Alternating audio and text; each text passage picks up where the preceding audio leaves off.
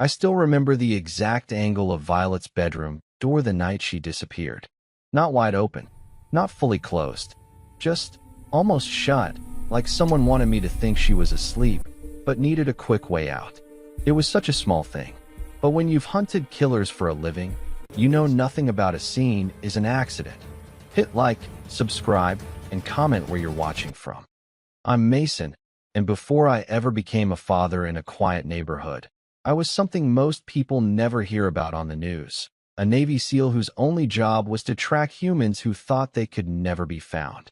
We were the guys they sent in when monsters slipped through cracks that weren't supposed to exist, the shadow that hunted what everyone else was too late to stop. But none of that mattered the night my little girl vanished from the safest place I thought I could ever give her. Not when I was standing in my own hallway, bare feet on cold hardwood, staring at that almost shut door, trying to convince myself she was inside, scrolling on her phone, headphones in, ignoring me like any other teenager. Violet. I knocked gently, knuckles barely touching the wood. No answer. No rustle of blankets. No teenage sigh. Nothing. A prickle ran up the back of my neck, that old instinct I'd spent years trying to bury. "I'm coming in, kiddo," I said, more to steady my own voice than for her. I pushed the door open. Her bed was made. Too made. Violet never made her bed like that. She'd tug the blanket half up, toss a pillow on top, call it good enough. This looked like a hotel room. Smooth, tucked, clean. I stepped in slowly, eyes scanning the room the way I used to scan safe houses after a breach. No clothes on the floor. No hoodie on the chair. Her sneakers, the beat-up white ones she wore every day, were gone. That was wrong.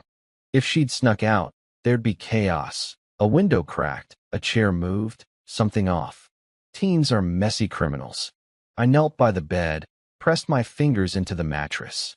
Still a little warm. I looked at the digital clock on her nightstand. 10:42 p.m. We'd watched a dumb cooking show together at 9:15. She'd fallen half asleep against my shoulder, hair smelling like cheap cherry shampoo, complaining about school. Meaning someone had been in my house, in my daughter's room, within the last hour. The old part of me, the hunter, snapped awake so fast I felt dizzy. I checked the window. Locked. No prime marks on the frame, no mud on the sill. I checked the closet. Empty. No disturbance in the dust at the back. Bathroom. Clear. Then I saw it. A faint, perfect rectangle on her dresser where her favorite framed photo used to sit. The one of us at the beach last summer, her on my shoulders, both of us sunburned and laughing. The frame wasn't on the floor. Not in the trash. Not under the bed. A stranger had gone out of their way to take that one picture with them. I walked out into the hallway, heart punching against my ribs, and called, "Morgan." My wife's voice floated from downstairs, tight and tired. "Yeah? Everything okay up there?" "No." "Did Violet leave with a friend?" I tried to keep the panic out of my tone. "No. She said she was staying in tonight." "What?" I didn't answer her yet. I went straight to the back door. The lock was set. At least, that's how it looked. But when I turned it, it rotated too smoothly. Someone who knew what they were doing had relocked it on their way out. The outside motion light above the patio was off. Not broken, just switched off at the side panel. A choice. Call 911. My voice came out flat, controlled. Morgan appeared in the kitchen doorway, face going pale. "Mason, what's going on?" "Just do it," I said. "Tell them our daughter is missing." She stared at me for a beat, searching my face, and realized this wasn't one of my overprotective dad moments. Her phone slipped in her hand as she fumbled to dial, breath coming in short bursts. While she talked to the operator, answering scripted questions, I walked the perimeter of the house.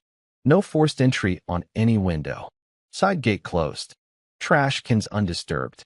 It felt like every clean site I'd walked into overseas, where the worst people on earth made sure they left behind nothing you could hold in a courtroom. But there's a difference between nothing and nothing obvious. At the front door, the welcome mat was crooked. Not by much. Just enough that if you've walked through that door every day for years, you know you didn't leave it like that. Whoever took my daughter wanted this to look calm, controlled. No broken glass. No screaming neighbors. No chaos. They wanted us to question ourselves. Did she run away? Did we miss something? Are we overreacting? By the time the first patrol car rolled up, red and blue leaking through our living room windows, I was standing in the middle of Violet's room again, arms crossed, inhaling every detail. The officer, a young guy named Kyle, tried to keep his voice gentle. "Sir, when was the last time you saw her?" 9:30, I said. "On the couch downstairs."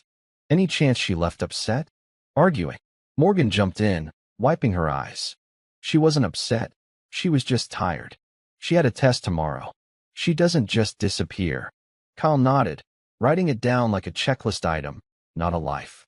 "We'll get a bolo out, check cameras, talk to friends. Sometimes teenagers don't." I turned to him, and something in my face made him stop mid-sentence. "Don't finish that sentence. My daughter didn't sneak off to vape in a parking lot. Someone was in this house." His jaw tightened. "Did you see anyone? Any sign of forced entry?" "No. That's the point." I pointed at the dresser. "They took one thing. A framed picture. Not jewelry. Not a laptop. Not cash. A photo." Kyle glanced at it, then at me, like he wasn't sure how to log creepy vibe in his report. "We'll have detectives take a look, sir." Detective Mason showed up an hour later, gray at the temples, tie loosened like he'd been dragged out of bed. I hated that he had my first name. It felt wrong, like the universe was mixing us up on purpose. He shook my hand, scanned the room in that tired, seen-it-all way. "We're going to treat this seriously," he said. "First 24 hours are critical.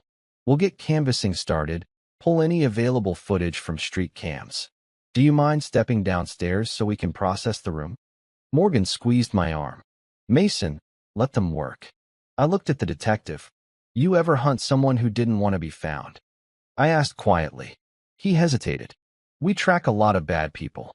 It's my job." "No," I said. "You chase them. That's different." He gave me that polite, controlled stare cops give difficult family members. "Right now, my job is to bring your daughter home. Let us do that." I stepped aside, but every muscle in my body screamed against it. Downstairs, sitting at the edge of the couch where Violet had leaned on me just hours ago, I stared at the dark TV screen and saw my reflection. A middle-aged dad in a faded t-shirt, not the man who used to move through foreign cities like a ghost. Morgan sat beside me, hands trembling. "They'll find her, right?" The old training manual in my head flipped open on its own. First 24 hours. No forced entry. No noise. Clean scene. A personal item taken. This wasn't random. This wasn't impulsive. Someone had studied our home, studied our patterns, studied my daughter. I swallowed hard, whispering more to myself than to her. Whoever did this thinks they're smarter than everyone in this room. Morgan turned her head slowly. "What are you saying?" I watched the shadows from the patrol car lights crawl across our walls and felt something I hadn't let myself feel in years click back into place. "I'm saying," I breathed out, "they don't know who I used to be." Upstairs, Violet's bed sat perfectly made, untouched. Downstairs, cops murmured into radios, neighbors peeked through blinds. My wife clung to hope like it was oxygen. And in the middle of all that noise, one brutal, crystal-clear thought cut through everything. If the police were already 2 steps behind, I could not afford to be. If you've never had a detective avoid your eyes while telling you they're doing everything they can, you don't know what quiet panic feels like. It's not the sirens, or the radios, or the neighbors whispering outside your house. It's the moment you realize the system that's supposed to save you is already looking for a way to explain why it couldn't. By the next afternoon, our living room looked like a waiting room in hell. Crime scene techs had come and gone. The powder dust on Violet's doorknob, the little numbered markers on the floor, the flash of camera bulbs. All of it felt like a movie I'd seen too many times from the other side. Morgan sat on the edge of the armchair, fingers wrapped around a cold mug of coffee she wasn't drinking. Her eyes were swollen, voice shredded from answering the same questions. Friends and neighbors kept texting her. "Anything yet?" Praying for you. Let us know if you need anything. She didn't need anything from them. She needed her daughter. Detective Mason stood near the TV, flipping through his notebook. Tie a little straighter now, hair a little more in place. It's still early, he said. We've got units canvassing the neighborhood, pulling feeds from traffic cams and nearby businesses. We're talking to her friends, teachers, anyone who might have seen her yesterday. Any footage of her leaving the house? I asked. He shook his head. Your exterior cameras cover the front, not the back. The motion light over your patio was off. Yeah, I said flatly. Someone flipped that. He wrote that down as if it were just another line. Look, Mr. Mason, just Mason, I cut in. He nodded once. Mason. Statistically, in the first 24 hours, a lot of missing teens either come back on their own or turn up with a friend. We're not saying that's what this is. We're just saying, you're saying you've seen a lot of kids run. I finished for him. You ever seen one remake her own bed before she bolts? He hesitated. No, that part is unusual. Unusual. That word meant his instincts were twitching, but there wasn't enough on paper yet for him to say the word I already knew. Targeted. Morgan's voice shook. She wouldn't run. Not without leaving a note. Not without texting me. She's not. Her breath hitched, and she pressed the heel of her hand to her forehead. She's not like that. Mason tried to soften his tone. We're treating this seriously. We've issued an alert, notified hospitals. We're on it. I watched his hands, not his face. He wasn't lying, but he also wasn't scared enough. Years ago, when I was still with the teams, we had a phrase for moments like this, behind the problem curve. By the time you're talking about it, it's already further ahead than you think. When the detective finally left, promising updates as soon as we have them, the house went too quiet. No cartoons from the TV. No music leaking under Violet's door. Just the soft tick of the kitchen clock and the faint hum of the fridge. Morgan stood in the middle of the kitchen, staring at nothing. What do we do now? She whispered. I looked at the back door, at the lock that had turned too smoothly in my hand the night before. We wait for them to call, I said. And I start working. Her eyes snapped to mine. Working on what? I didn't answer right away. Instead, I walked to the small hallway closet, reached up to the top shelf, and pulled down an old, beat-up shoebox I hadn't touched in years. Inside were pieces of a life I'd tried to bury, laminated ID cards, a folded unit photo, a challenge coin, a small notebook with a cracked spine, its pages filled with tight, block-letter handwriting. My handwriting. Are you serious? Morgan's voice went sharp.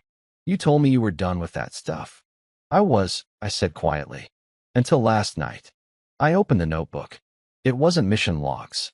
Those had never been allowed to leave secure spaces. This was something worse. These were patterns. Overseas, we didn't just chase targets. We studied them. How they moved. How they waited. How they chose locations. How they avoided leaving trails. I'd written it all down in civilian language, years ago, like some twisted self-help manual for a life I no longer wanted. Exit routes must be planned before entry. Noise discipline separates amateurs from professionals. Control the scene, control the story. I ran my finger down that last line and felt my jaw clench. Control the scene. Control the story. The made bed. The relocked door. The missing photo. He wasn't just taking Violet. He was writing something. Morgan wrapped her arms around herself, watching me. Mason, are you saying this is someone like you? No, I said. I'm saying it's someone who thinks like people I used to go after. The distinction mattered.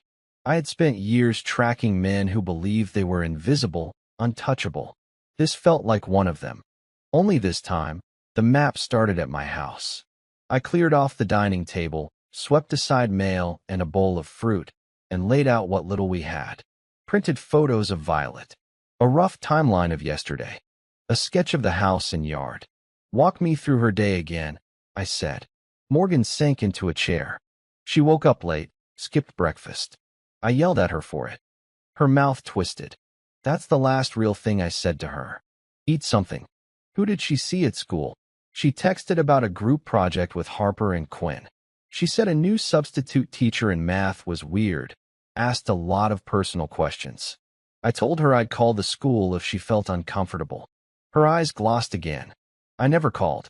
I wrote it all down. Names, times, feelings. With operators, we used to say, the soft data is still data. Did she mention anyone watching her? Any strange cars? Morgan shook her head.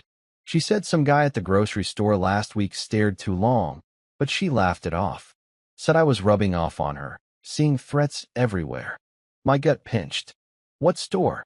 Priceway on Maple. Thursday. She was with me. I grabbed my keys. Give me the receipt from that day. Mason, what good is? Just find it, please.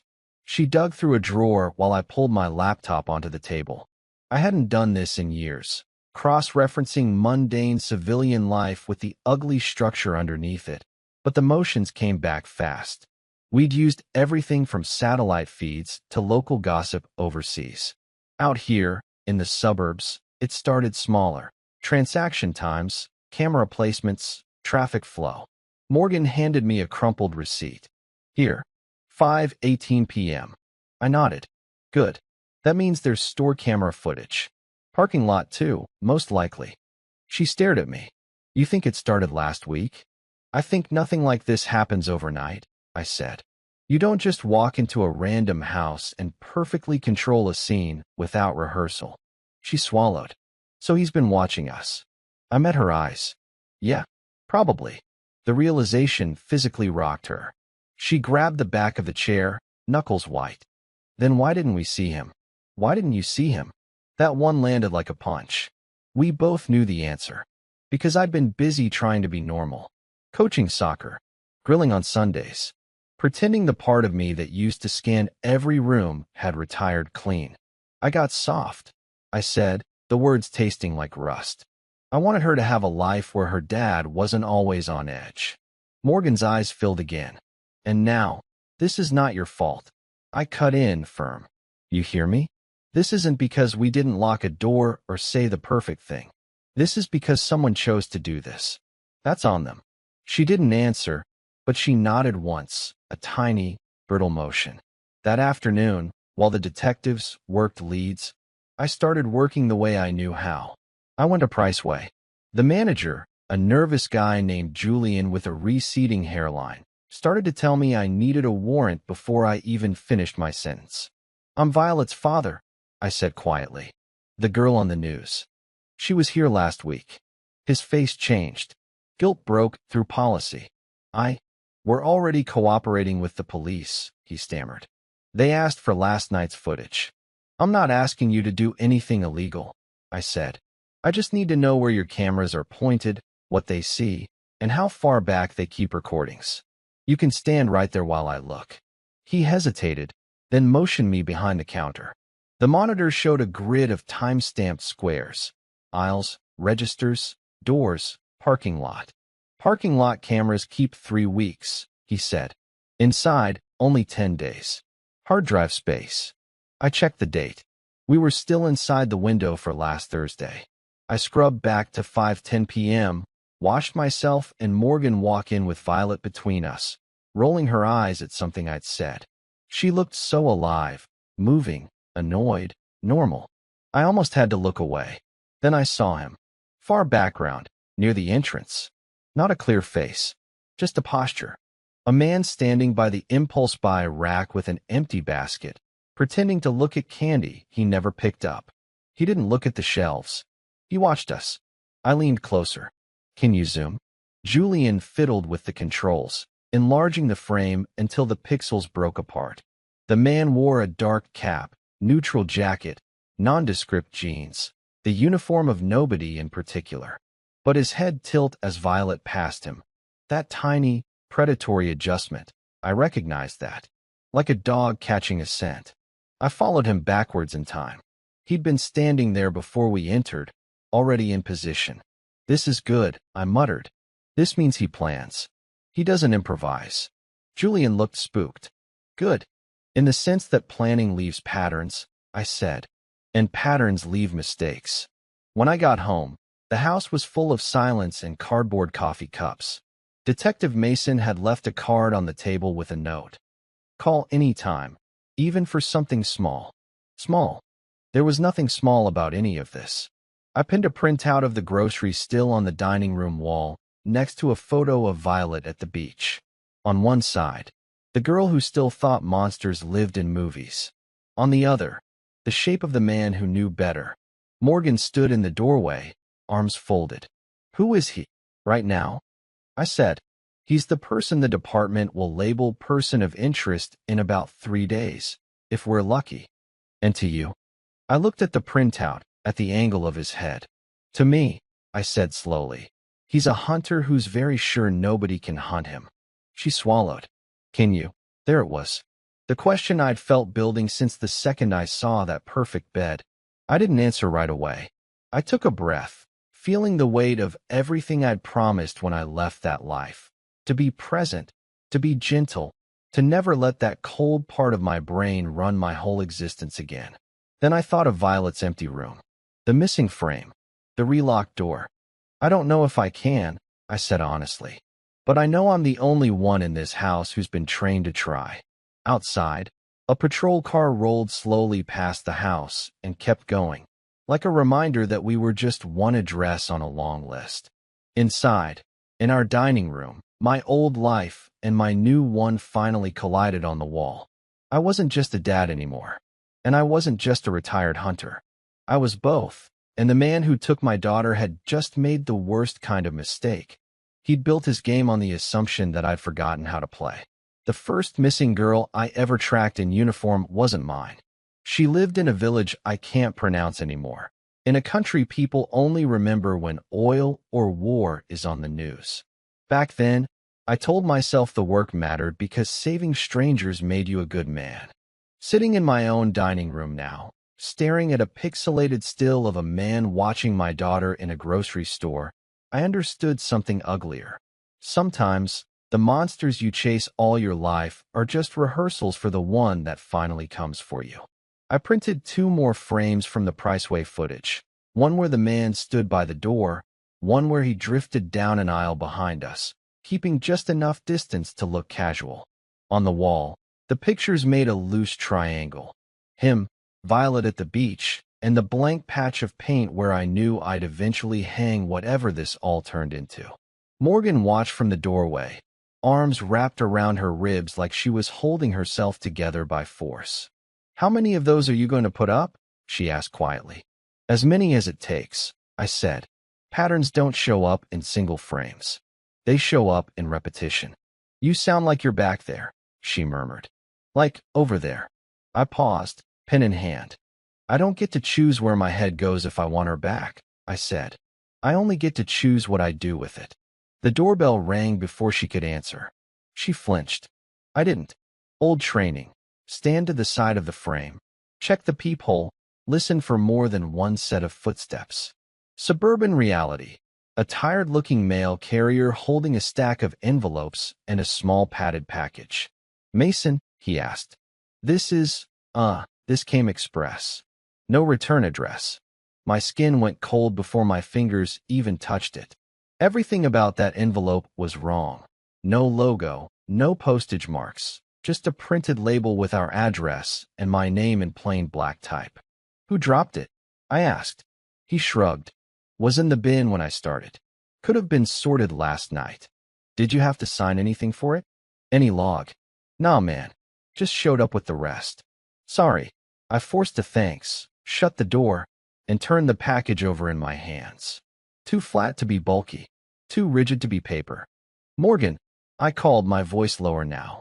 Stay in the living room for a second. She stepped closer anyway. What is that?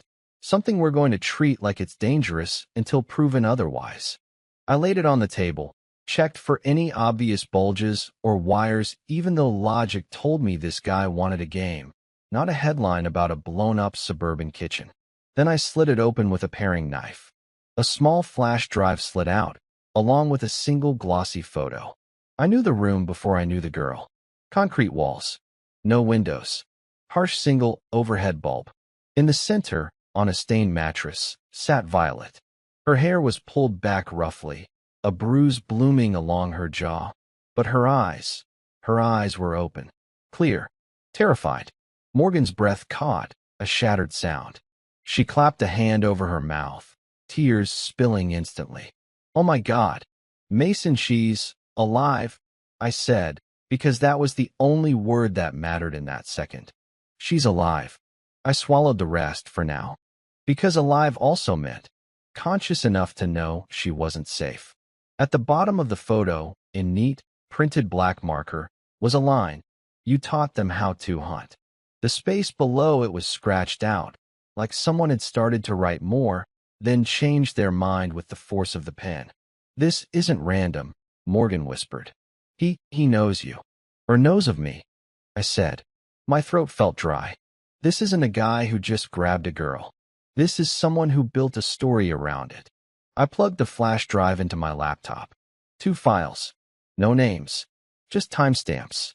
The first one was short, 30 seconds.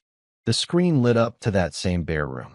The camera was fixed, like a security cam hacked for personal use.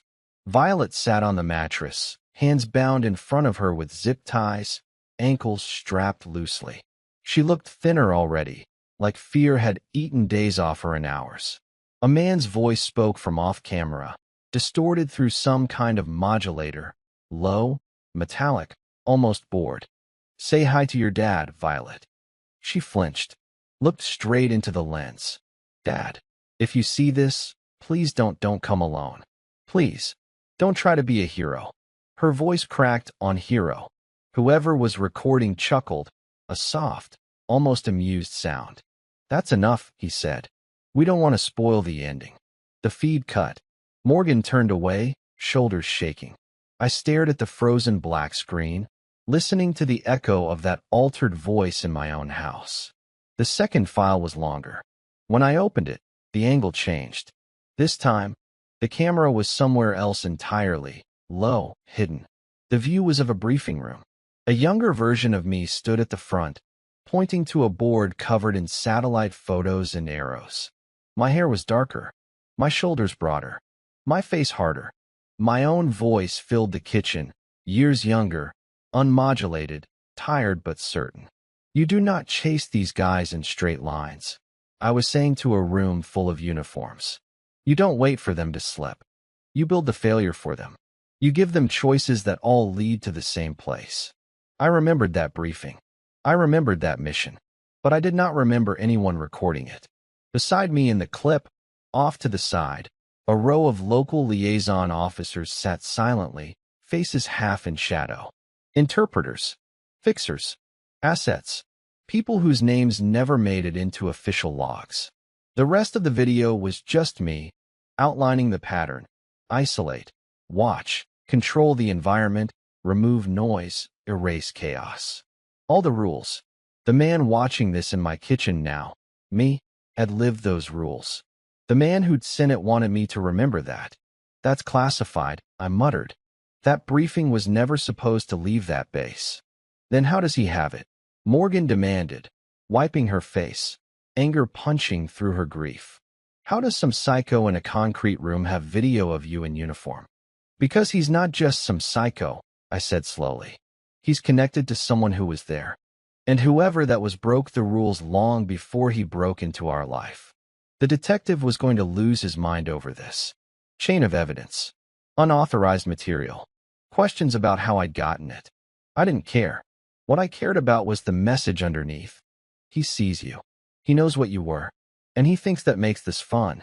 I replayed the part where my younger self said, "Control the environment, control the story," and then looked at the printed note again. "You taught them how to hunt." "Them," I said out loud. "Not me. Them." Morgan frowned through her tears. "What does that mean?" "It means he's not talking about one person," I said. "He's talking about a kind of person. Men like me. Units like mine. Maybe one specific unit. So this is revenge." "Could be," I admitted. "Could be ideology. Could be personal. But whatever it is, he wants me to believe I started it." Her voice dropped. "Did you?" The question hung between us like a wire. There are things you never want to put into words in front of the person you promised a quiet life. "In that briefing," I said carefully, I taught people how to end hunts fast so fewer innocent people got hurt. What they did with that after, I can't speak for. The truth underneath it twisted in my gut. We'd ended a lot of hunts. But endings have ripples.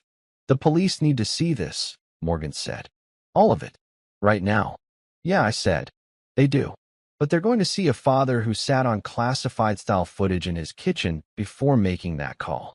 And that's going to change how they look at me. Do you care? I thought of Violet's face on that mattress. I care as much as it helps get her back alive, I said. Nothing more, nothing less. At the precinct, Detective Mason watched both videos twice. The first time, his jaw tightened. The second, his eyes slid to me every few seconds, recalibrating everything he'd assumed when he'd walked into my house. Where did this come from? He finally asked. It was delivered to my house, I said. No return address. No fingerprints on the envelope that I could lift without contaminating your process. And this briefing? He pointed at the frozen image of my younger self.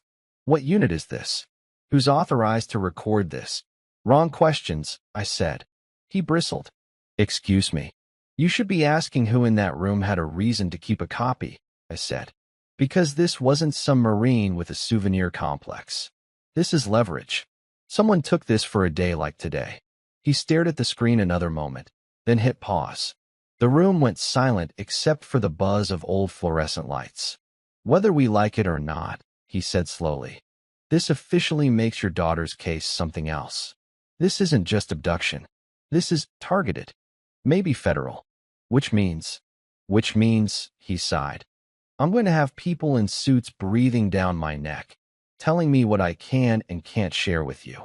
And I'm going to have to decide how much of that I listen to. I held his gaze. Decide fast. Because for every layer of jurisdiction you add, he gets more time with her. He rubbed a hand over his face. For the first time, the tired cop facade cracked, and I saw the man underneath. One who maybe had kids of his own. I'm not your enemy here, Mason, he said quietly.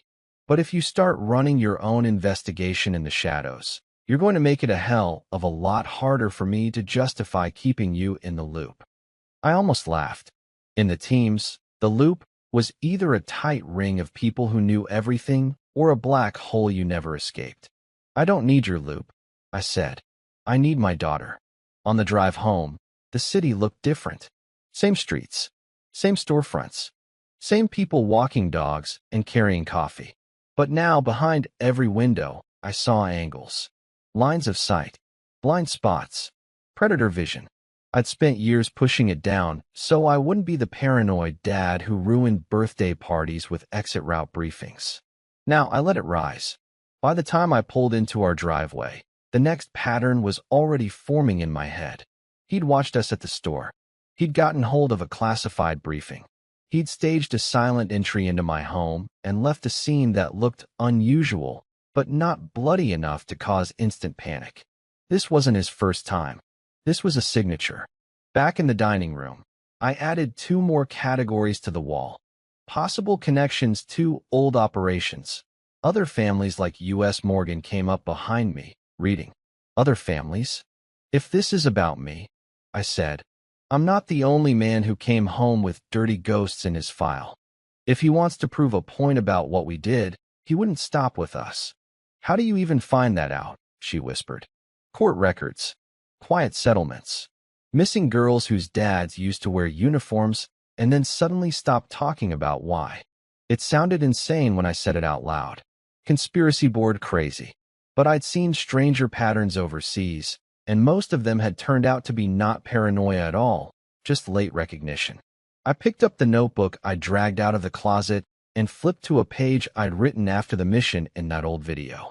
One line jumped out at me, underlined twice.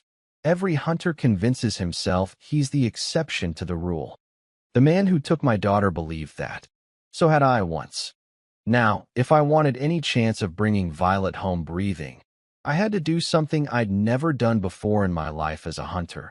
I had to be honest about the damage I'd helped create, and follow the trail of every other man who'd walked out of a briefing room like the one frozen on my laptop screen, thinking his job ended when the mission did. Because somewhere in that fallout, this killer had been born. And if I could find where, I might still have time to rewrite the ending he thought he'd already planned for us. By the time most people give up on the news story of a missing kid, the family hasn't even started to breathe again. The world moves on because it has to. We stay exactly where we were the night everything went wrong. For us, moving on looked like cardboard cups on every surface, cold food no one touched, and a rotation of uniforms in our doorway that got just a little more polite every day. Polite is bad. Polite means they've stopped believing there will be a clean win. On the third day, Detective Mason came back without his tie. He stood in our living room, hands in his pockets, posture softer than before, like he'd decided to try being human instead of a role. "We've pushed out every alert we can," he said. "FBI's been looped in. We're going through similar cases in the region. There are some patterns, but nothing we can formally link yet." "Similar how?" I asked. He shifted his weight. "Girls around Violet's age, taken from what should be secure environments. No forced entry, minimal disturbance, personal items missing. In 2 of those cases, fathers had law enforcement or military backgrounds." Morgan stiffened. "You didn't think to tell us that sooner?" "We weren't sure it mattered," he said. "We still aren't. Patterns can mislead if you see what you want to see." I glanced at the wall behind him, my own pattern board staring back. "I'm not seeing what I want," I said. "I'm seeing what's already here." He blew out a slow breath. "Look, officially, we pursue all avenues. Unofficially," he lowered his voice, "there are cases that went cold because families settled with agencies, or records got sealed for security reasons. The second I start yanking on that thread, I'm going to get told to stay in my lane." "Whose lane is my daughter?" I asked. He didn't have an answer for that. After he left, Morgan followed me into the dining room. "You're going to pull that thread anyway, aren't you?" "Yeah," I said. "Because whether or not this guy thinks I started this, someone helped him get that briefing. Someone made him feel connected to what we did. That trail exists in paperwork somewhere. Won't that get you in trouble?" "Probably," I said. "But we're already in the worst version of trouble I can imagine." I called a lawyer. Not the clean, smiling TV kind. Amelia was the type who looked like she'd been living in courtrooms for a decade and had long ago lost patience for polite injustice. She sat at our table, eyes flicking from the photos on the wall to the paused briefing video on my laptop. "You were on that mission?" she asked. "Yes." "And this recording was what?" "Unauthorized. Best case, quietly tolerated," I said. Worst case, completely illegal. Either way, it should have died in a classified archive, not ended up in a psychopath's private collection. "Okay," she said, tapping a pen against her legal pad. "Here's the ugly truth. If we go loud with this, we can force certain agencies to open very specific doors, but they'll do it kicking and screaming. They'll try to make you the problem. They'll ask why you have this, what else you have, how you've used it. Can they stop us?" Morgan asked. "They can make it hard," Amelia said. "Delay, intimidate, bury. But they can't honestly claim this isn't relevant to your daughter's safety. That gives us leverage. Not a lot, but some." "What do you need?" I asked. "Names," she said. "Commanders, liaison officers, anyone who might have had a reason to record that briefing or smuggle it out. And any record you have of collateral fallout." We all knew what that meant, even if she didn't say the words. People who got hurt on the edges of our necessary missions. I went upstairs and opened a box I hadn't touched since before Violet was born. Inside were after-action summaries I'd reconstructed from memory, notes I'd written for myself when sleep wouldn't come. One mission file I'd marked with a red line across the top. The same code name that had been scribbled in the margin of the old case I'd seen at the courthouse later, Hollow River. In my notes, a paragraph stood out. Local asset compromised. Extraction denied. Command prioritized operational secrecy over asset safety. Recommended debrief flagged, then dropped. That asset had a name once. I'd forced myself to forget it. Now, forgetting felt like a sin we were paying for. I took the box back downstairs. Amelia read in silence for a long time, eyes narrowing further the deeper she went. This is enough to justify a petition, she said finally. We can request sealed case files that intersect with this operation, especially where families of local assets or liaison officers filed any sort of complaint or claim. But it won't be fast. We don't have time, Morgan said. He could, I know, Amelia said. So we run this on 2 tracks. I filed the petition first thing in the morning. Meanwhile, you, she looked at me, start looking for public shadows. News clippings, obits, lawsuits that almost went somewhere then disappeared. Somewhere in that fog, this guy's story crosses yours. That night, after Morgan finally fell into a restless, medicated sleep upstairs, I sat alone with my laptop. I started with the simplest, ugliest search I could type. Former U.S. assets daughter missing after classified operation. Most hits were garbage, message boards, conspiracy sites, half-baked theories. But then I found it. An 8-year-old local news article from another state. Headline: Veteran father claims military past tied to daughter's disappearance. The man in the picture had the same hollow, furious eyes I saw in the mirror now. He'd been Army, not Navy. Different unit. Different country. His teenage daughter had vanished on her way home from school. No forced entry.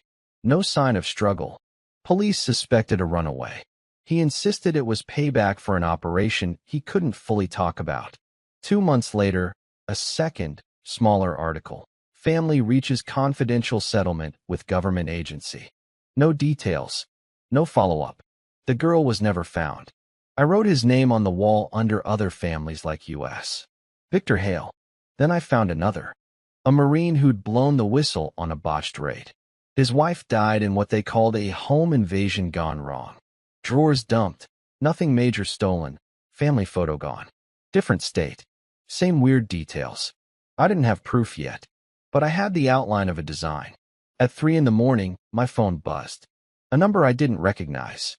Every cell in my body went sharp. I answered on the first ring. This is Mason. Static. Then the same distorted, metallic voice from the video. Good, the man said. You're awake. My hand tightened around the phone. Where is she? A soft, amused exhale. You always open this way? Straight line, no preamble. You sent me a picture of my daughter tied to a mattress, I said. You're not getting small talk. He chuckled. I sent you a truth.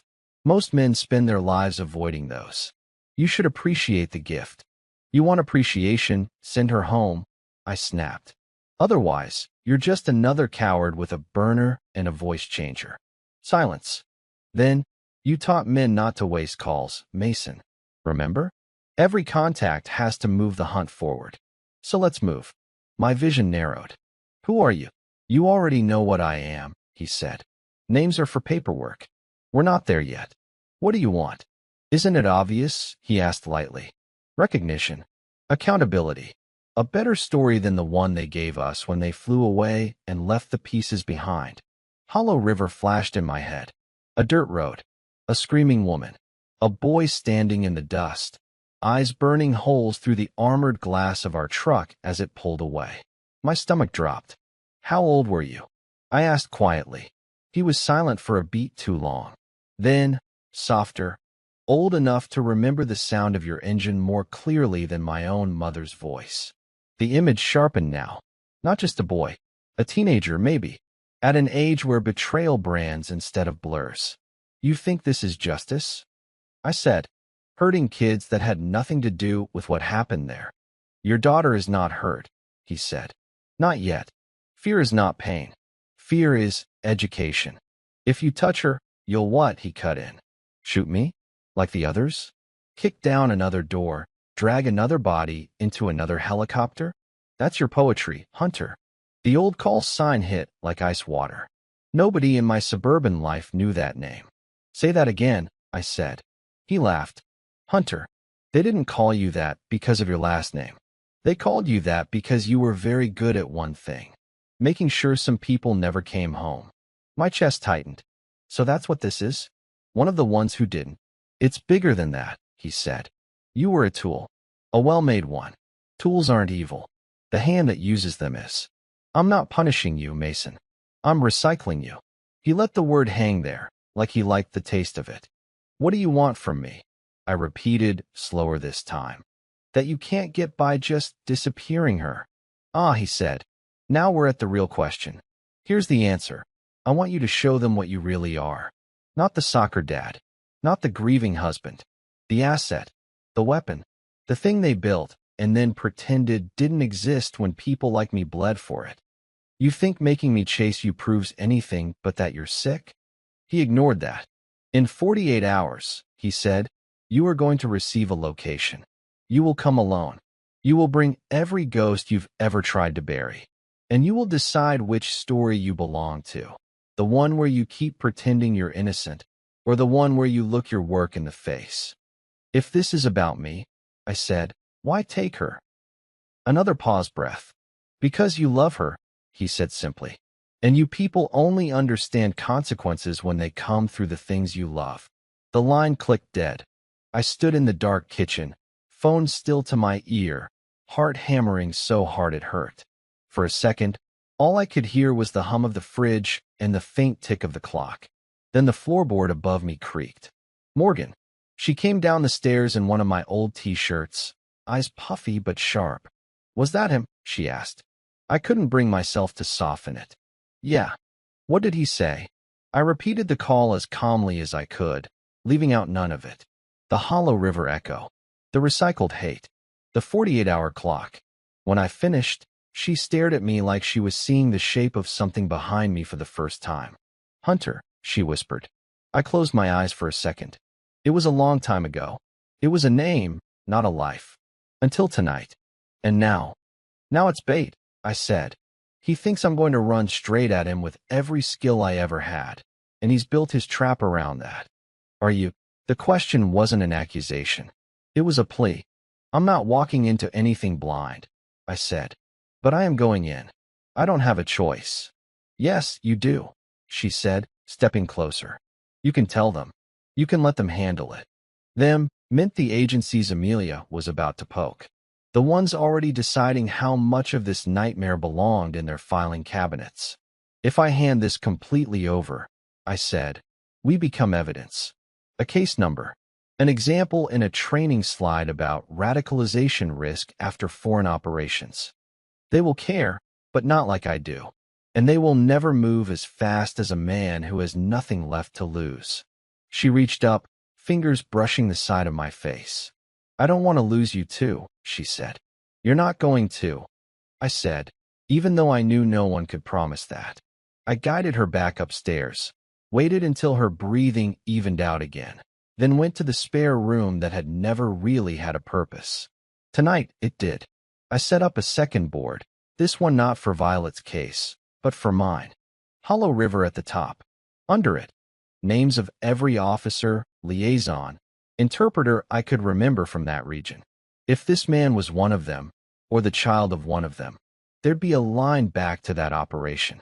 And if he wasn't, then someone from that world had still handed him the key to my past.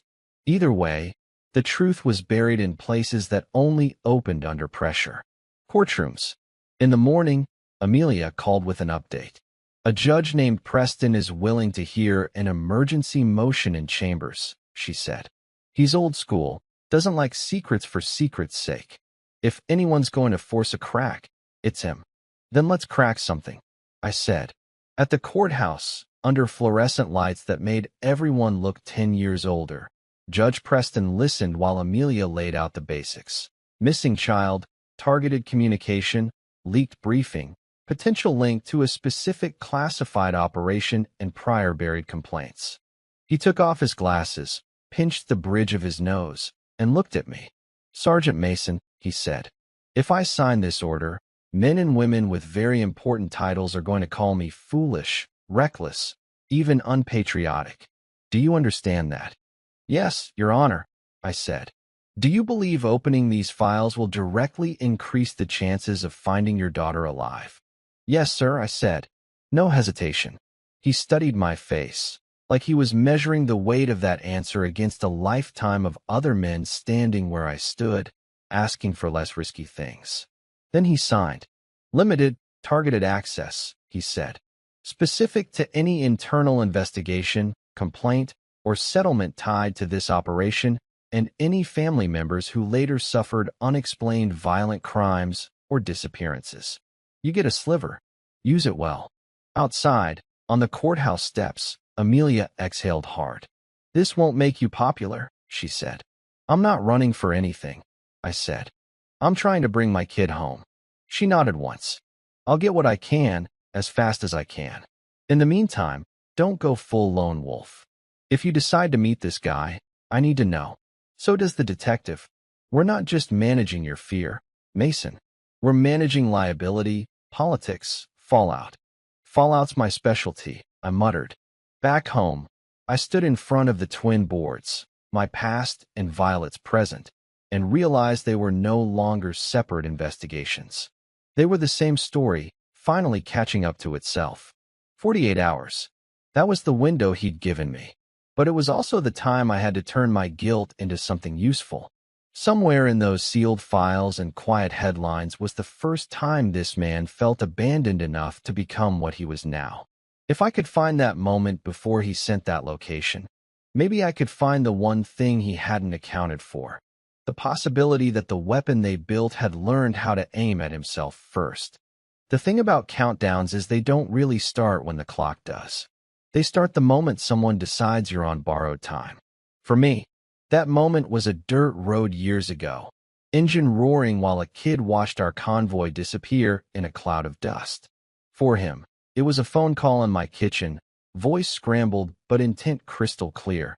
48 hours until I stepped into whatever theater he'd built for us.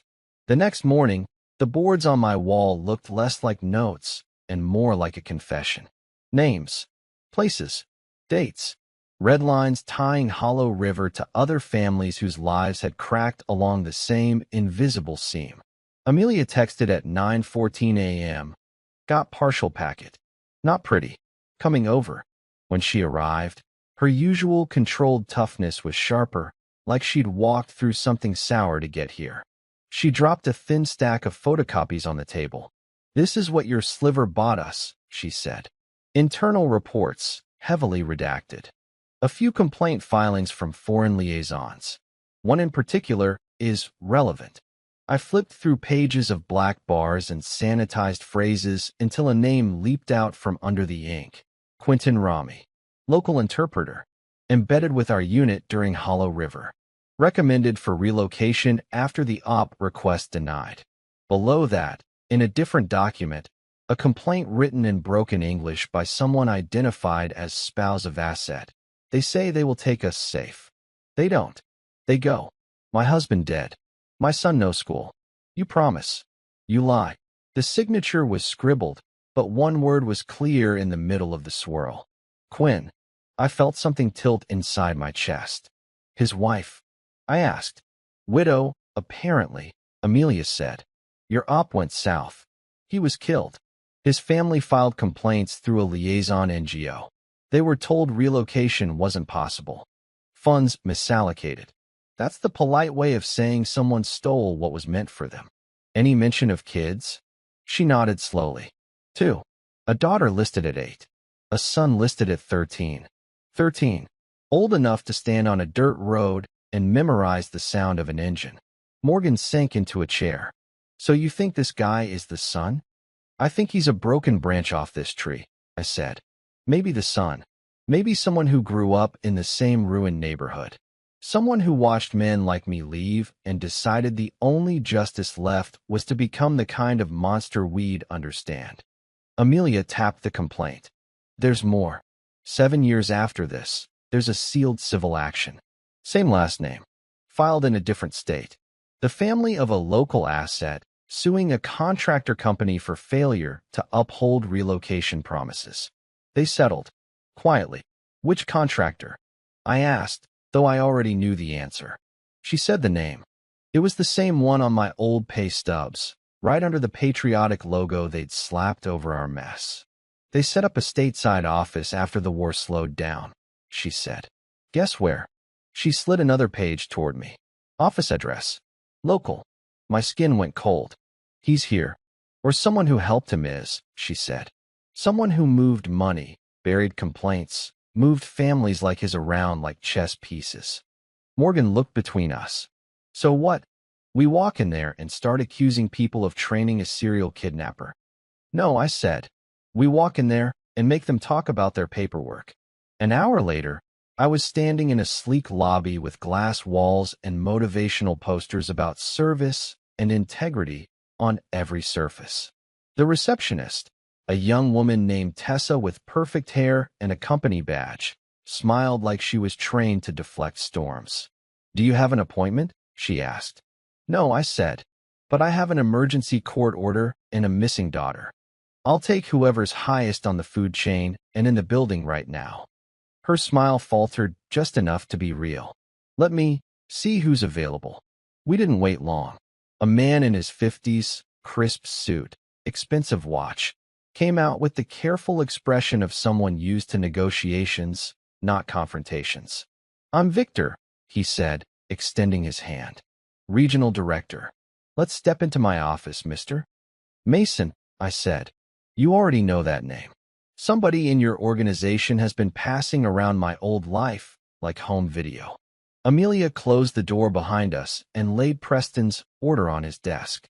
You've been compelled to provide access to all internal records related to assets attached to Operation Hollow River, she said, and any subsequent complaints, settlements, or unexplained incidents involving those families. Victor skimmed the document, jaw tightening barely.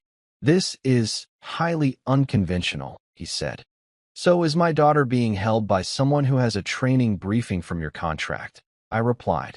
Save the corporate language. Who recorded that session? He hesitated. There were authorized documentation protocols. For training purposes, all material remained under secure control. Yeah, I said. It's in my kitchen, on a flash drive someone mailed me along with a photo of my kidnapped kid. That's not what secure looks like. His eyes flicked up, searching my face for weakness, liability, threat. What exactly are you implying, Mr. Mason? That somewhere between your fieldwork and your accounting department, someone made a copy and either sold it or lost it, I said. And whoever ended up with it has now built a ritual around men like me. He shifted, irritated now. We handle thousands of hours of material. Are you suggesting we can account for the fate of every single? Yes, I cut in. That's exactly what I'm suggesting. Because when you play in the shadows with people's lives, you don't get to misplace tapes like old family movies. Amelia slid another page forward. This family, she said, tapping the name Rami. Your records show you contracted with them as local assets. Your records also show they filed complaints about being abandoned after the operation, promised relocation, then ghosted. Victor sighed, some of the performance draining out of him. That was a bad period, he said carefully. There were funding issues, political shifts. We did the best we could. Your best is standing in concrete somewhere, teaching my daughter what fear tastes like, I said. He looked genuinely startled at that. We have no record of any violence connected to. Of course you don't, I said. Because nobody like you writes that down. You write settled amicably and move on. For a moment, the room went still. Then Victor's shoulders sagged, just a fraction. There was a boy, he said quietly. Teenage. Angry. Too smart. He came here once. Years after Hollow River. He claimed he was the son of one of our assets. Said we'd ruined his life. Demanded we make it right. My heart slammed. What was his name? He shook his head. He wouldn't give a full one. Just said, you know who my father was. Security escorted him out when he started shouting in the lobby. You call the police? No, Victor admitted. We didn't want the PR headache. We gave him a card for a relocation nonprofit. He tore it up in front of us. Of course he did.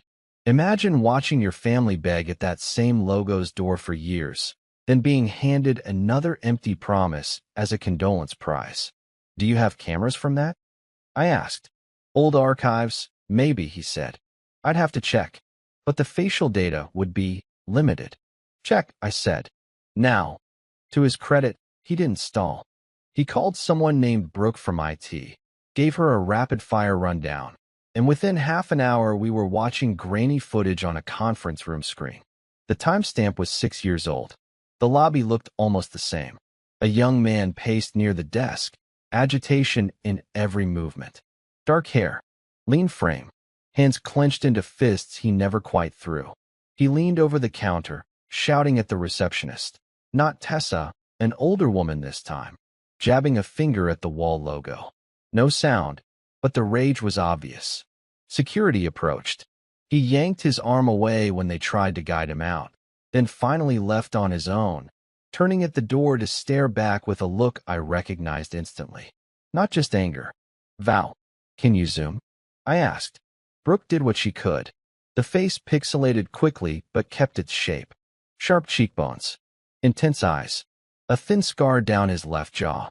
Victor glanced between us. You think this is? I think this is where your funding issues turned into a fuse, I said. Morgan, who'd insisted on coming despite my protests, had been silent the whole time. Now she stepped closer to the screen, fingers pressed to her lips. If that's him, she whispered. If he was just a kid who got left behind, and now she couldn't finish. I did. Now he's become exactly what he thinks we are. Amelia cleared her throat.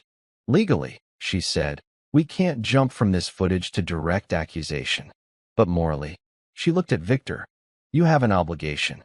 Any address, correspondence, anything tied to that visit. We keep visitor logs, he said. But he refused to sign in. We might have security notes. I'll have to dig. Dig fast, I said. Because in less than 2 days, he expects to send me a location. And if I walk into that without knowing as much about him as he thinks he knows about me, my daughter pays for our ignorance. On the way home, the city blurred past again, but this time the faces on the sidewalk looked different.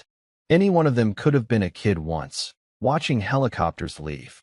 Any one of them could have grown up with that moment as their only story of us. Back at the house, the clock on the stove read 3:07 p.m. If his 48 hours started from the moment of the call, I had roughly a day and a half before whatever came next. I added a new photo to the board, a printout of the grainy lobby still, circled in red. Under it, I wrote one word, Quinn. Not as a name I knew, but as the echo from that old complaint. The widow's scribbled signature. The way anger can twist what you're called into what you become. Morgan stood beside me. If you find him, she said quietly, and you see that boy you left behind, what are you going to do? I stared at the board, at Violet's face, at my own, younger, on the paused briefing still. I don't know yet, I said, but I know what I'm not going to do. What's that? I'm not going to pretend this is simple, I said. He's not just a monster. He's what happens when we tell people like him their lives are footnotes. If I walk in there and treat him like a target instead of a person, I prove him right.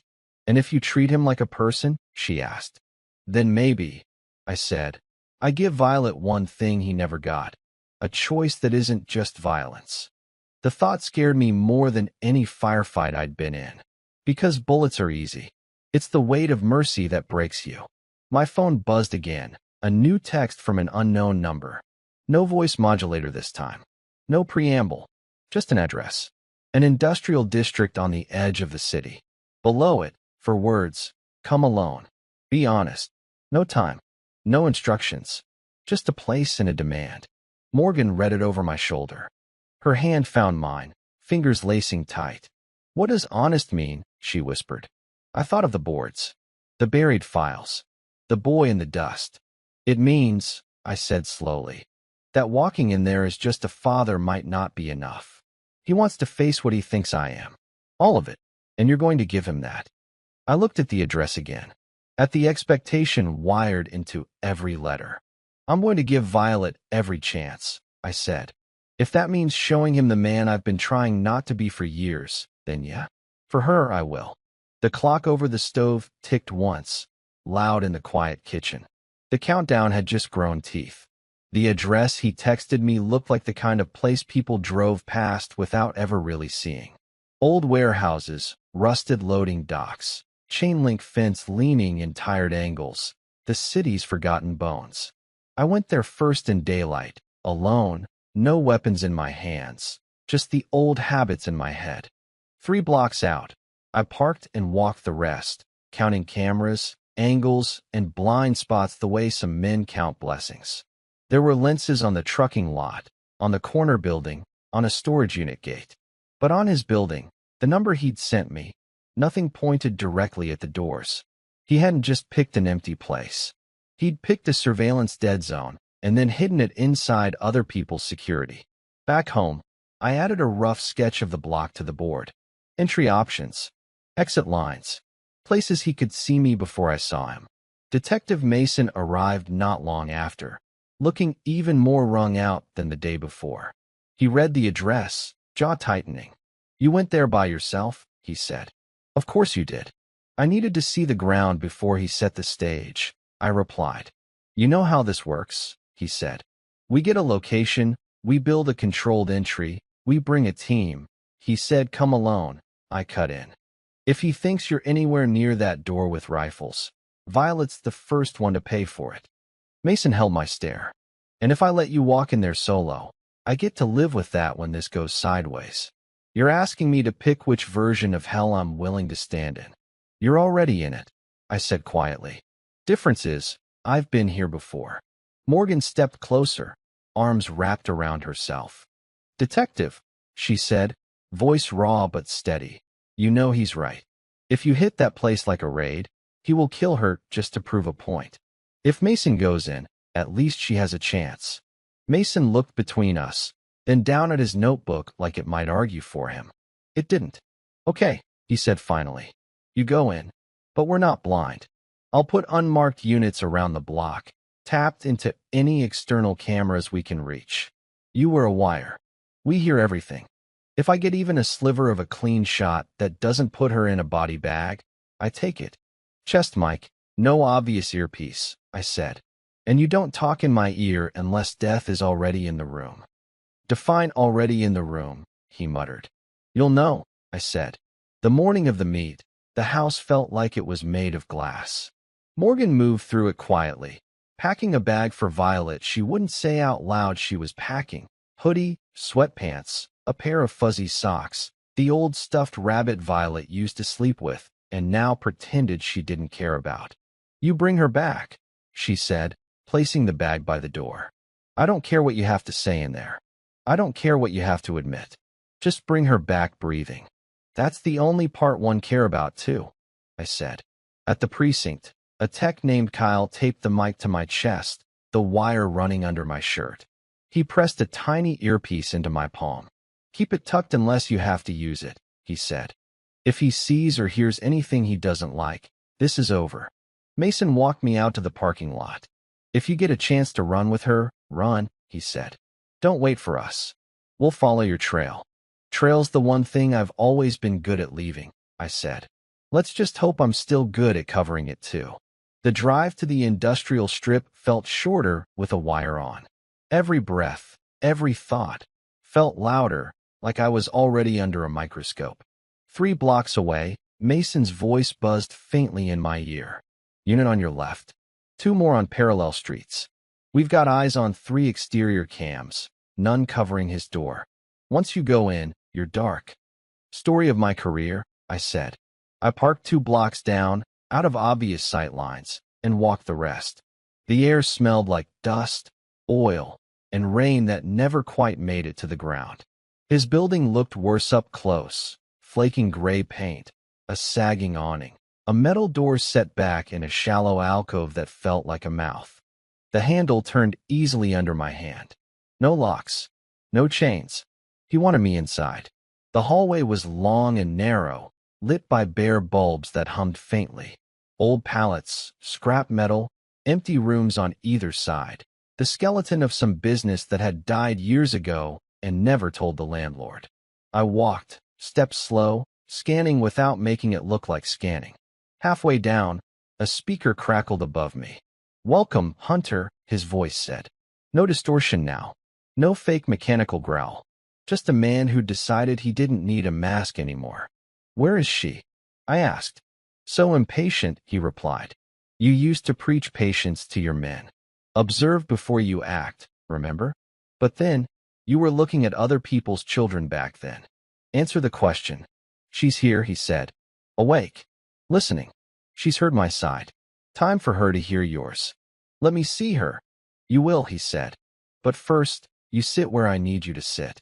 Left door at the end of the hall. I reached the end.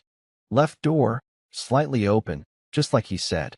Inside was a wide, empty space with a single metal chair bolted to the floor in the center and a camera on a tripod facing it. Against the far wall, a heavy steel door with a padlock. My chest tightened at the sight of that door. Sit, he said through the speaker. We can't begin until you commit. I walked to the chair, but didn't sit yet. What happens if I don't? Then the show ends early, he said calmly. And everyone outside gets to read about a tragic murder-suicide in an abandoned warehouse instead of a miracle reunion.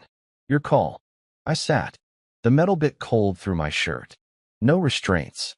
He wanted me to know staying here was my choice. The camera light clicked from red to green. You know this angle, he said. You've stood where I'm standing. You've talked about men like me to rooms full of uniforms. Today, we flip it. Today, you're the subject.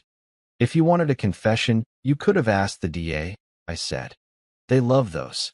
They only care if it fits their laws, he replied. I care if it fits mine. Tell her what you were. The steel door shuddered.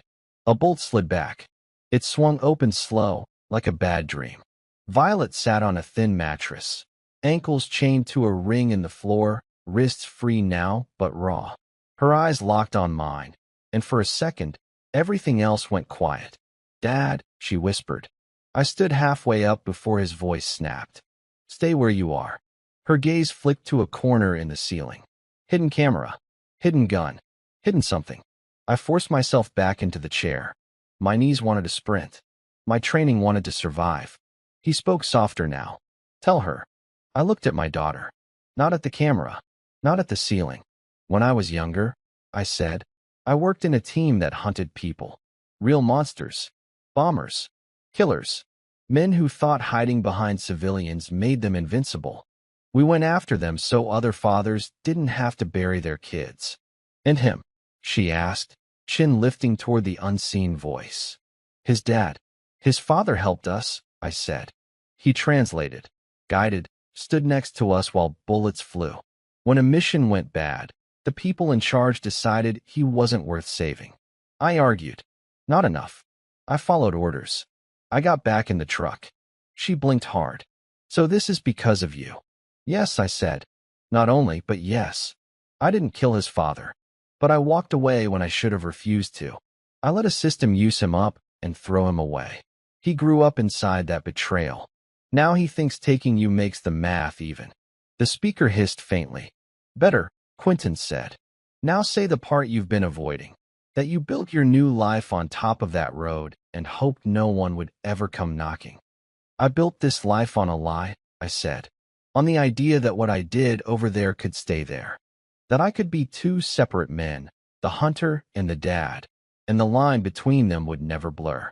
I was wrong. Silence stretched. Even Mason's whisper in my ear went dead. He knew better than to cut into this. Then footsteps, muffled through the concrete. The steel door behind Violet opened wider. He stepped into view at last. Younger than he sounded on the phone, older than the boy in my memory. Late 20s. Lean. Eyes that had seen too much and trusted too little. A thin scar traced his jaw. Same one I'd seen in the lobby footage from the contractor's office. He held a small black remote in one hand, a key in the other. No visible gun. But every line of his body said he didn't need one to feel and control. This is the part, Quentin said, looking straight at me, where everyone expects violence. He tossed the key. It skidded across the floor, metal clinking, stopping halfway between us and Violet. Open her chain, he said. You have time. Not much. Your friends outside are already choosing between caution and heroism. Let's see if you can walk without either. Why now? I asked. Why let her go if this was all about making me pay? Because I already got what I came for, he said. I wanted you to feel the silence. To taste the helplessness. To say the words you've been hiding from her. She'll remember those longer than she'll remember this room. I picked up the key, walked to Violet, my legs unsteady in a way they never were under fire. Up close, she smelled like sweat, dust, and the same cherry shampoo she'd used every night at home. I got you, I whispered, hands shaking only a little as I turned the key. I'm here. I know, she whispered back. Just don't do anything stupid now. The lock clicked open. The chain fell in a dull coil on the floor. 10 minutes, Quentin said calmly. Walk out. Don't run. Don't look back. If you try to take me, I press this, and every regret in this building turns into a crater. Violet rose, legs wobbling, hand clamping around my forearm like a lifeline. We stepped into the larger room together. As we passed him, he leaned in just enough that only I could hear. Tell them I'm a monster if that makes the story easier, he murmured. Just don't forget who taught me what monsters look like.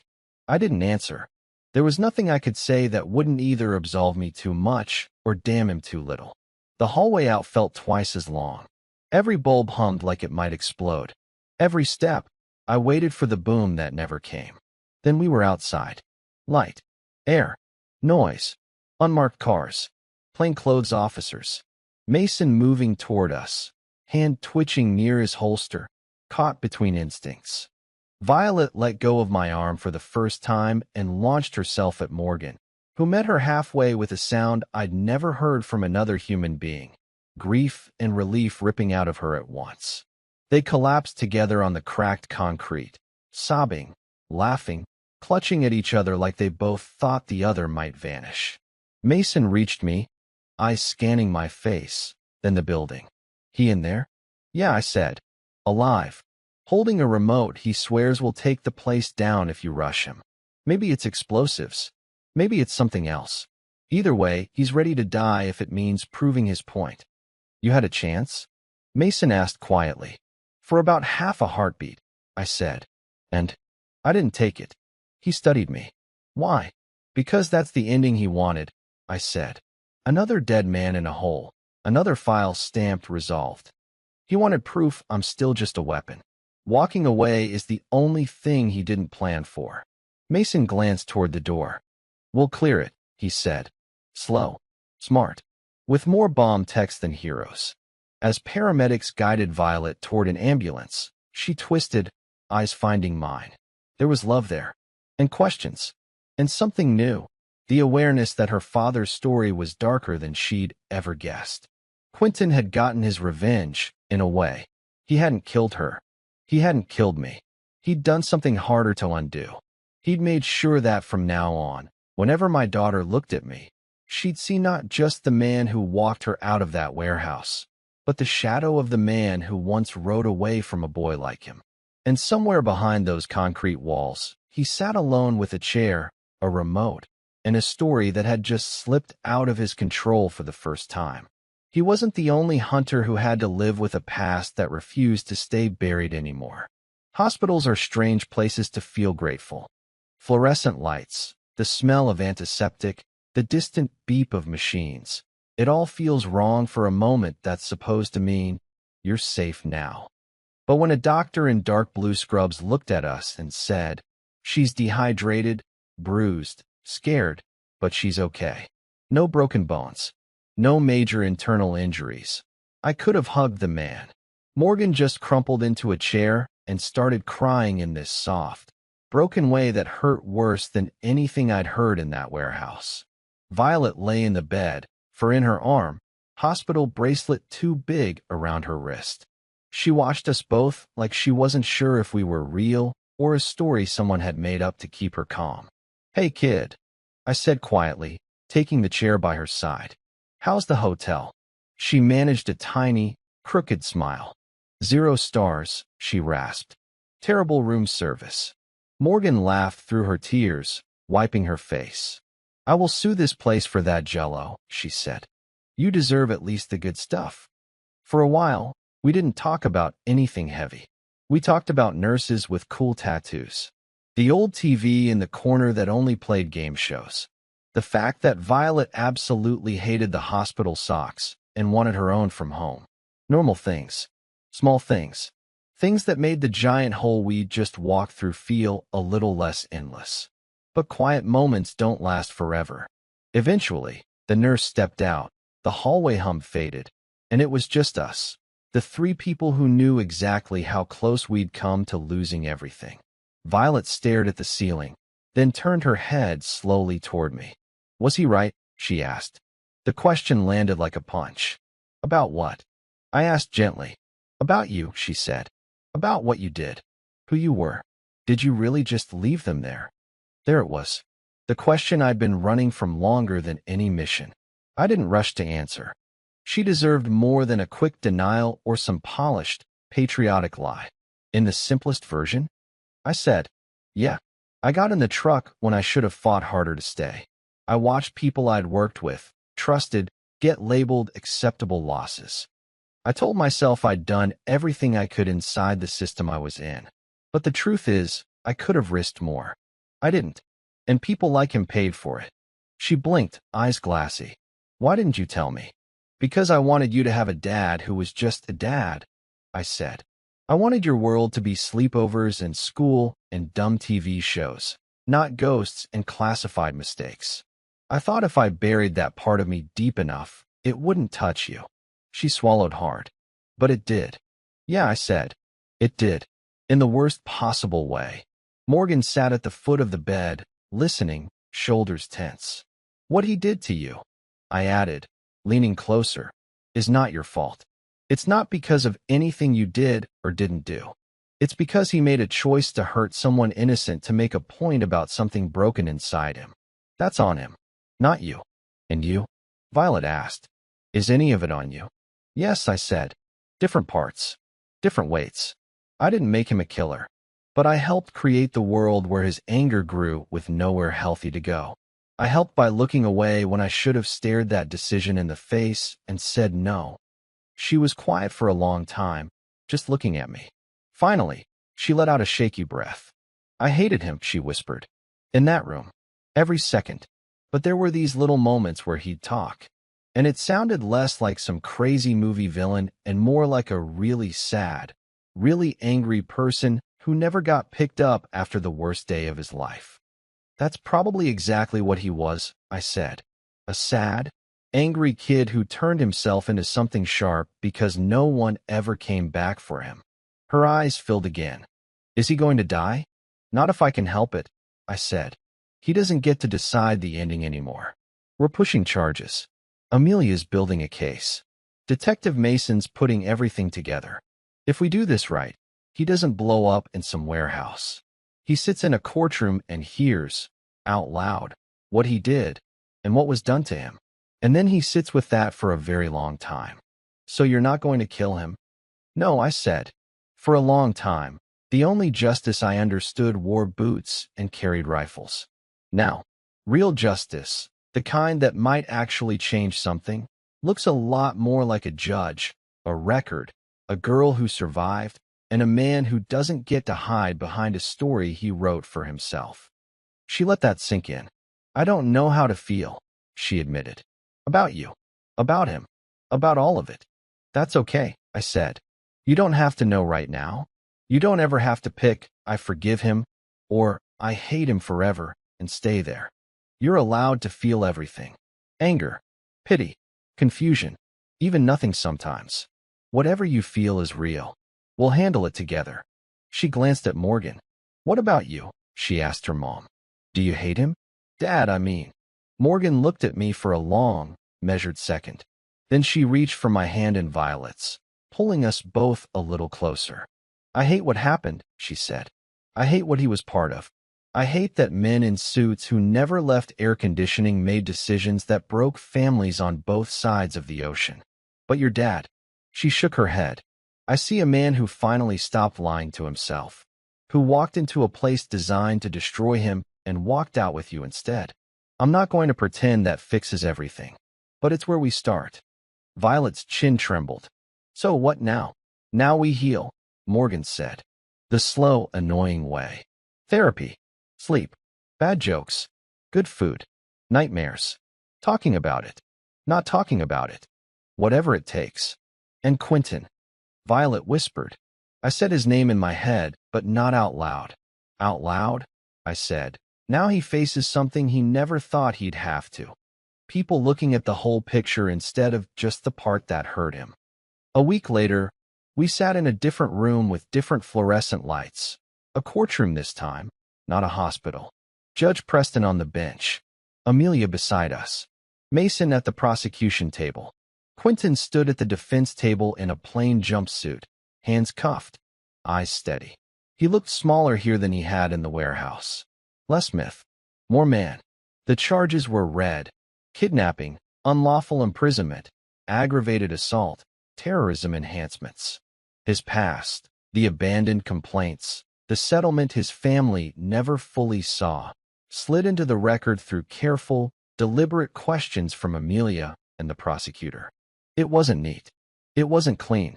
But for once, the story wasn't just monster hurts family. Family suffers. The end. For once, the file had more than one chapter. Violet squeezed my hand as the judge spoke about harm and responsibility and choices made by governments and individuals. At one point, Quentin looked over his shoulder at us. His eyes met mine, then hers. There was no satisfaction in his face. No triumph. Just a tired acceptance. Like he finally understood that whatever script he'd been writing, this was bigger than his revenge now. The sentence was long enough that, barring miracles or mistakes, he'd die in prison. When the gavel dropped, it felt less like victory and more like a door closing on a room none of us ever wanted to walk into again. Outside, the sky was clear. Too bright for a day like this, but that's how life is. It doesn't check the mood before it shines. Violet stood on the courthouse steps, looking out at the parking lot, the street, people going about their normal Thursday lives. Do you ever stop seeing it? She asked quietly. The room, the road, the faces. No, I said honestly. Not completely. But over time, it softens around the edges. It stops being the only thing you see. It becomes part of the story, not the whole book. She nodded slowly, then looked up at me. Then I guess that's what we do now, she said. We write the rest of the book. I smiled, throat tight. Yeah, I said. We do. Together. We walked to the car. A family that would never be normal again in the way we'd once imagined, but maybe, in some ways, more honest than we'd ever been. And somewhere, miles away, in a cell that would be his world for a long time, a man named Quentin sat with his own ghosts, finally part of a system that would have to say his name out loud instead of pretending he never existed. He'd wanted to turn me back into nothing but a weapon. Instead, he'd forced me to become something harder, a father who couldn't hide from his past anymore, and a man who chose, finally, to face what he'd helped break without a gun in his hand. Maybe that was the only kind of revenge that ever really changes anything. And maybe, just maybe, it was the beginning of the only kind of justice any of us could live with. Now it's your turn to speak. If you were in Violet's place, could you ever truly trust someone again after learning what they used to be? Or would every hug carry a question you're too scared to say out loud? If this story reached you, please let it know. Hit like if you felt the pain and the quiet revenge, and subscribe if you want more stories that go deeper than simple good guys versus bad guys. Tell me in the comments where in the world you're watching from, your city or country. I'd love to know who's on the other side of this story. And one more thing. Tell me in the comments what kind of stories you like to hear. More military past catching up, cheating and betrayal inside families, quiet emotional revenge, courtroom justice, or something even darker and more human. Whatever you ask for, I'll bring you more stories built exactly for you. Take care of yourself until we meet again in the next thriller, the next epic revenge, the next story that doesn't let you go easily.